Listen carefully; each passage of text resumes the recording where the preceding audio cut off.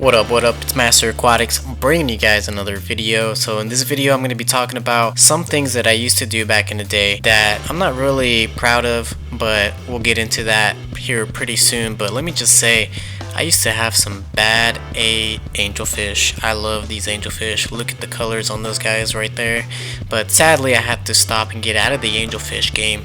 And I loved angelfish so much I let one stab me in my little finger. If you want to see that video, click on the card on the top right hand corner, or just watch this whole video and there will be an end screen card that you can click on to watch that video at the end of this video in case you don't want to miss out on this video, which I highly recommend that you don't. Long ago, once upon a time, MasterAquatics decided to order lots of angelfish, and he did this on many occasions, and he did this to the point where he would have lots of angelfish in one tank, and they would just get together, they would fall in love, they would even get married, or they would have one night stands. It seems like some of them did have one night stands because one day they would get into the mood and they would do their thing and they would make some babies, and then they would fight and argue and then eat all of their babies. But we're not going to get into details of that, but we are going to talk about how I would often get lots of angelfish pairs and they would just pair up for me and they would just lay eggs for me. And I was really excited the first few times this happened to me because it took me a while to get my first pair. I would say about 6 months, and I'm not going to get into the specifics as to how to get an angelfish pair, how to get them to lay eggs. If you're looking for that information, go in the description down below. There's going to be a bunch of videos there for you. If you're really trying hard to breed angelfish and you want the best advice for that, then go into the description. There's videos on how to get them to pair up, how to keep them from fighting each other while they're paired up. There's going to be videos on how to take care of the eggs, and there's also going to be videos on what you need, what setup you need. You're also going to see some videos in there where it's going to teach you how to feed the babies, how to keep them alive, and also there might be some videos in there for you on how to sell them and possibly make some money off of these guys. Now, I'm not going to say that I made lots and lots and lots of money off of these guys, but when I first started doing this, I did this on a small scale. So if I would have done this on a larger scale than what I did, I'm pretty sure I would have made a pretty good profit. But let me just tell you, it's a lot of work and it's a lot of time spent on making sure that these babies are taken care of, making sure that they hatch accordingly. You know, there's a lot of things that you need to do to make sure that everything goes correctly, because if you don't spend the extra time to do that, then you know you're gonna fail and you're not gonna be able to raise these angelfish or any type of fish that you're breeding. If you're not gonna spend time after work, you know, after doing an 8-hour or 12-hour shift, if you're not gonna spend the extra 4 to 6 hours once you get off of work to take care of the eggs and take care of the babies, you're not going to be able to raise any of these fish.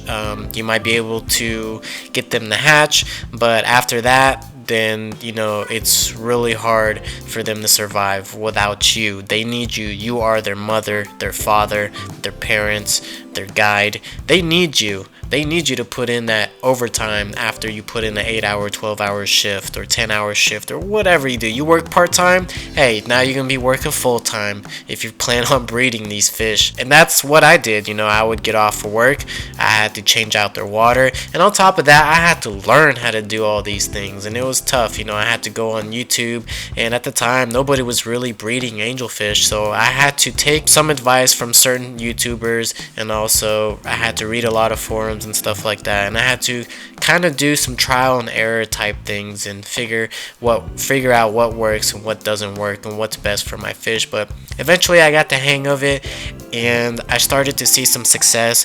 I did have some failures as well, but I also had a lot of success getting these guys to grow, getting them to eat, making sure that they were nice and healthy, and I loved it. I enjoyed every bit of it. And I was getting so much baby angelfish at one point that I had to figure out how to get rid of some of the eggs. And as harsh as that sounds, it's what needed to be done at the time, because I can only have so many tanks to raise these guys in. And at one point I thought, hey, I got these angelfish, they're always hungry, they're little piggies, I might as well feed them their favorite food, which is angelfish eggs. Angelfish love eating eggs of other angelfish. That's what they're really notorious for, and that's their favorite food. And plus it has lots of protein and lots of good nutrition for these guys. It'll help them color up better, it'll help them grow. It's just all around very beneficial for these angelfish. So here comes the part that I'm not really proud of, and I really didn't feel good about doing this at all. As a father, as a mother to these beautiful babies, it always devastated me knowing that one day, maybe a few months down the line after they grow a little bit, I would have to give them away or sell them off to some person that probably doesn't know what they're doing, or I would have to sell them to somebody that wasn't me. I really did get attached to these guys, and I hated selling these fish, but I knew that I couldn't keep them, given the circumstances that I was in. I didn't have enough space, I didn't have enough tanks, I would eventually run out of supplies, and I knew I couldn't keep them forever, because if I were to try to crowd these angelfish too long into a 75-gallon tank, then they would either end up stunted, which means they would have big eyes, but their bodies would be really small and their fins would be very short and stubby, and they wouldn't look pretty at all. So I would have to do what every mother and father didn't want to do,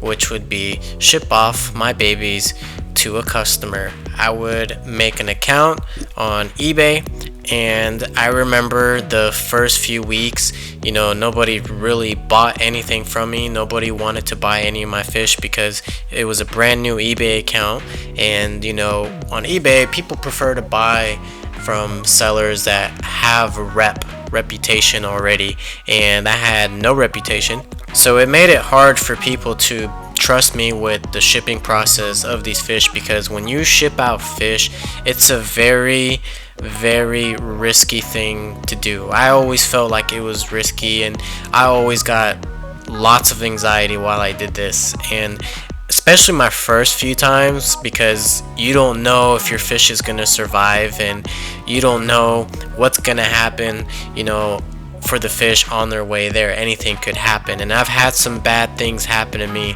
while shipping out fish, and I've also had some successful ships of these fish. Is that even a word, ships? Anyways, so the worst thing that I ever done with these fish is putting them in a box, leaving them for 2 days in a box in the dark, no food, just limited amount of water and some air from my room, because I didn't have an oxygen tank or anything like that. And I think it's safe to say that this is one of the most stressful things that I've ever put my fish through, and I really didn't enjoy doing this. But at the time, I had this idea that was put into my head from a certain YouTuber that I used to watch. He doesn't make any fish videos anymore, but his name was GMLove9, and there's a video that he did called Making Money Off of Fish, and it got a lot of views. And I just remember I would watch that video a lot. I've watched that video like 20 times. I'll even post a little card up here on the top right hand corner and a link down in the description so you guys can watch it.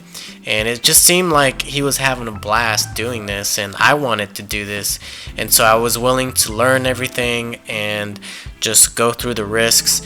And even if it meant possibly risking the lives of my fish, I wanted to do it.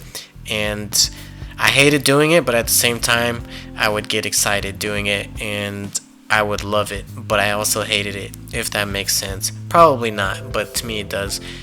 This was such a stressful and panicky thing that I've ever done with my fish, and I hate to say it, but I felt like I tortured these guys a little bit, wrapping them up in newspaper, putting them in a box. They didn't have any food. They were, surrounded in darkness. They didn't know what was going on. And I can only hope that they were going to a good owner, because who knows who they were going to. Who knows if they were going to be given the level of care that I was giving them. Like I said, I was getting off of work, giving these guys overtime, giving these guys food, changing out their water almost every single day. I was constantly hatching baby brine shrimp for them, and I was always worried, and I would constantly message the person on eBay if they received a fish, if they were okay. And whenever they would tell me that the box would be delayed or something happened, they didn't get it, I would just freak out and I would just flip out. And that's happened to me a few times, but also I've had successful moments where the fish made it safely to their new owners, and the owners would be very happy that they got their fish. That's what I wanted to talk about in this video. Hopefully you guys enjoyed it. My name is MasterAquatics. I'll see you guys in the next one. Take care and peace out.